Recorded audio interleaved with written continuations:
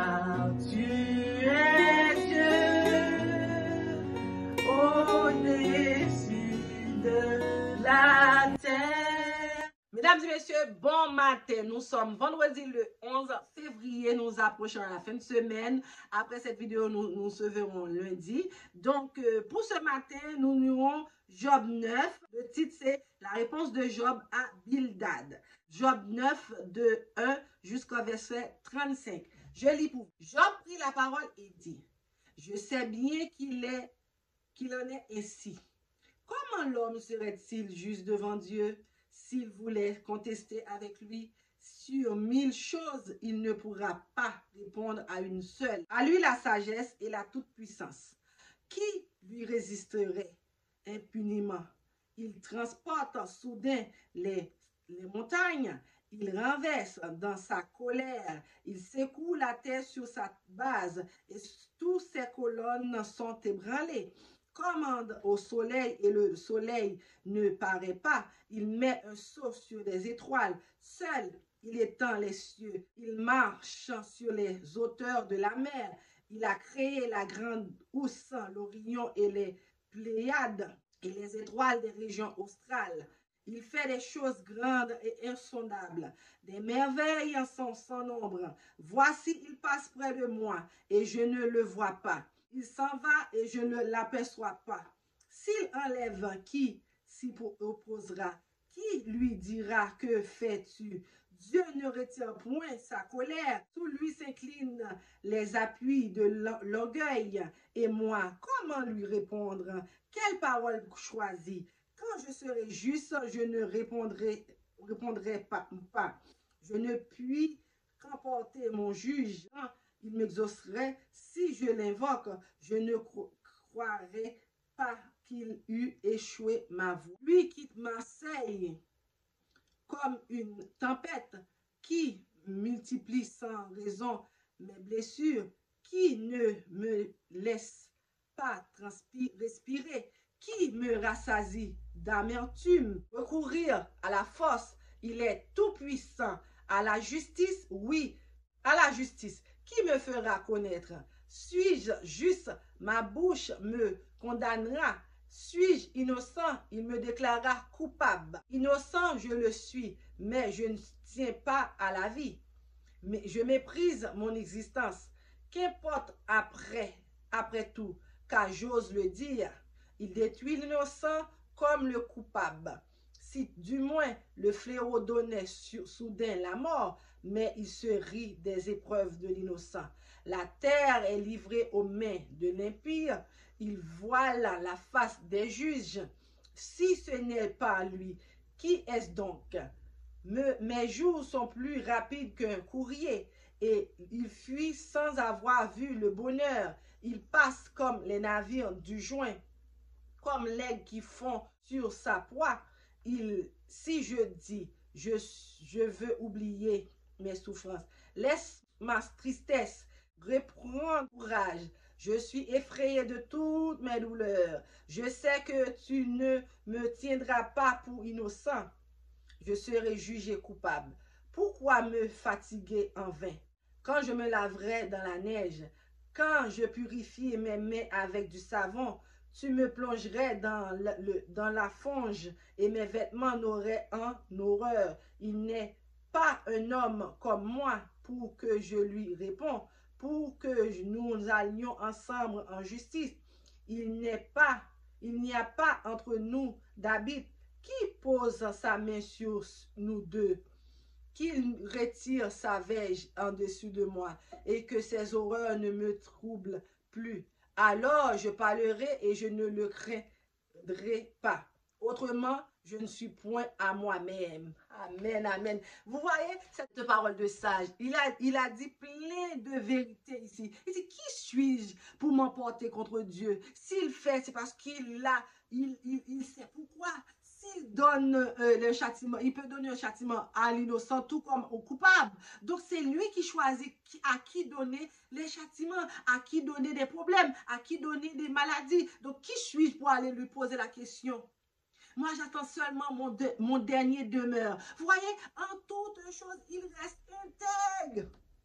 il reste intègre dans sa vérité, dans sa croyance en Dieu, parce qu'il sait que Dieu est là.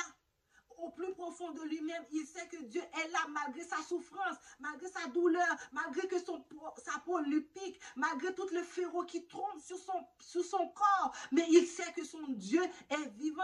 Il va le dire plus loin, je sais que mon Rédempteur est vivant et il peut me délivrer. Allez, amen, amen, amen. Il peut me délivrer. Donc si vous croyez que votre Rédempteur est vivant, croyez, venez et donnez votre vie à Dieu en ce moment même.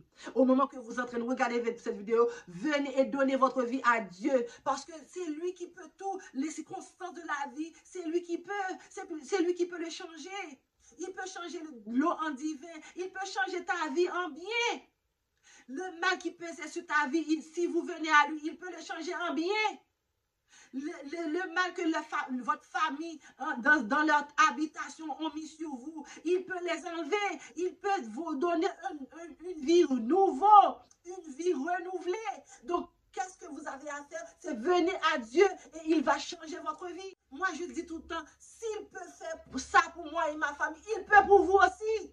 Donc, la seule chose à faire, c'est venir et donner votre vie à Dieu.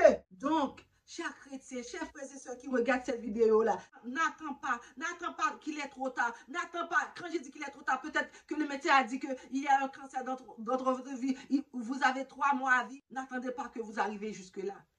Donnez votre vie à Dieu aujourd'hui même et vous verrez votre cancer va disparaître si vous croyez en Dieu, si vous croyez qu'il peut vous guérir, parce que c'est un Dieu, c'est un docteur par excellence. Il est au-dessus de tous les docteurs du monde. Ça, sa bouche dit, ça me l'accomplira.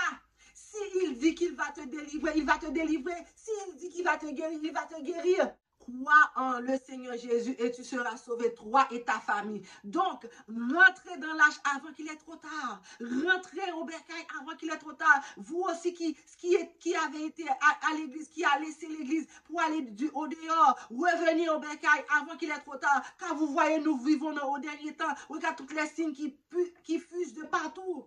Le coronavirus qui vient, qui bouleverse le monde entier. Qui sait que ce n'est pas le premier son de la cloche de la fin. Donc venez à Dieu avant qu'il est trop tard. Venez à Dieu avant qu'il est trop tard. Venez à Dieu avant qu'il est trop tard. Parce que les jours sont comptés. Les choses vont devenir de plus en plus mal dans le monde. Bientôt vous aurez de l'argent, vous ne pourrez pas acheter. Vous voyez maintenant, avant, je me rappelle, il y a 20 ans auparavant, je devais... Pas plus tard que 99, 2000, au début de 2000, quand je devais aller payer une facture, il fallait que j'aille à la banque. Là, maintenant, j'ai eu mon paye qui dépose directement dans mon compte. Parce qu'avant, c'était des chèques qui te donnaient. Là, maintenant, avec ton numéro de compte, l'employeur peut déposer l'argent dans ton compte. Et au moment que l'argent est dans mon compte, au lit, dans mon lit, dans mon salon, dans ma salle de bain, dans n'importe où je suis dans la maison, je peux payer toutes mes factures. Il y a ce qu'on appelle l'Internet. Je télécharge l'application de ma banque dans mon téléphone et je peux tout payer. Donc, je ne vois pas l'argent. Je ne le vois pas.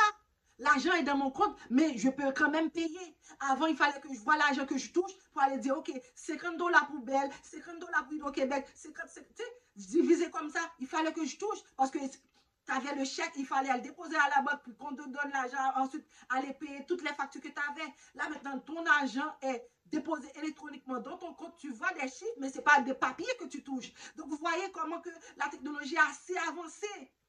Donc, si ça continue à évoluer comme ça, bientôt, vous n'aurez plus accès à l'argent. Il va aller juste des chiffres. Donc, vous comprenez là où je veux en venir. Donc, les choses ont changé radicalement. Depuis 20 ans, à l'arrivée de l'Internet, ça a fait un boom de la technologie. Maintenant, tout se passe par l'Internet. C'est pour ça que vous pouvez m'entendre aujourd'hui. C'est pour ça que vous pouvez me voir aujourd'hui, parce qu'il y a l'Internet. Je peux filmer la vidéo et ensuite le mettre sur les réseaux pour que vous puissiez le voir. Donc, vous voyez que les choses changent. Les choses que nos parents ont vécues, ils ne vécuront plus parce que c'est des choses nouvelles. Ma mère n'avait pas connu Internet. Moi, je n'avais pas connu Internet au début, mais je l'ai connu vers plus tard. Mes enfants sont nés dans l'Internet. Donc, si vous voyez que mes enfants, des fois, je cherche quelque chose, j'ai dit à mon fils, le plus vieux, celui qui a 19 ans, j'ai dit, Christopher, donne-moi telle chose.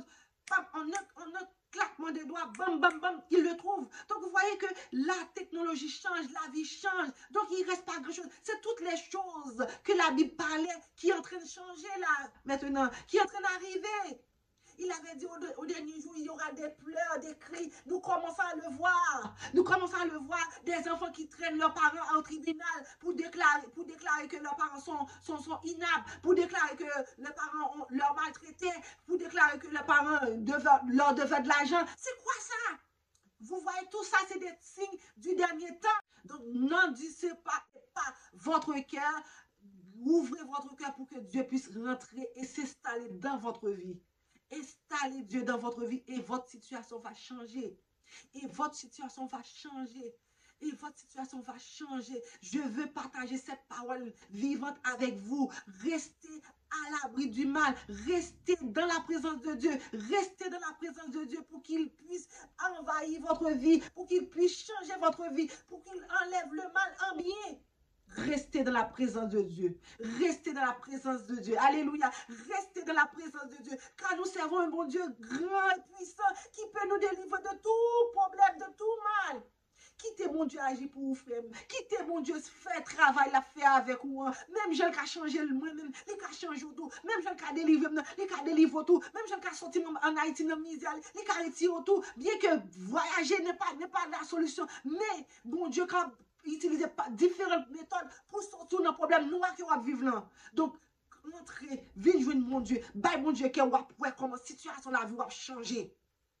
Vous pouvez comment situation la vie va changer. Alors, je vous invite à venir en commentaire, me laisser vos sujets de témoignages, de prière, afin qu'on prie ensemble pour que Dieu puisse rentrer dans votre vie et laver votre cœur et changer votre situation. Laissez Dieu agir pour vous et vous allez voir sa gloire éclater dans votre vie tous les jours. Je vous le dis. C'est une garantie, c'est la Bible qui le dit. Laissez Dieu rentrer dans votre vie. Il a dit, venez à moi, vous tous qui êtes chargés et fatigués, je vous donnerai du repos. Alors il va vous donner du repos de votre âme, de votre cœur, la souffrance qui pèse sur votre vie, la souffrance qui vous grige votre paix, qui vous grige votre tranquillité, il va les enlever. Venez à Dieu avant qu'il est trop tard, parce que nous commençons à voir les signes avant-coureurs de la fin des temps. Donc, je vous laisse là-dessus. Je vous dis, abonnez-vous à la chaîne et activez toutes les petites cloches de notification afin que vous soyez les premiers au courant dès que je poste une nouvelle vidéo. Sur ce, je vous laisse. Je vous fais de gros bisous. À très bientôt. Car tu es Dieu au-dessus de la terre.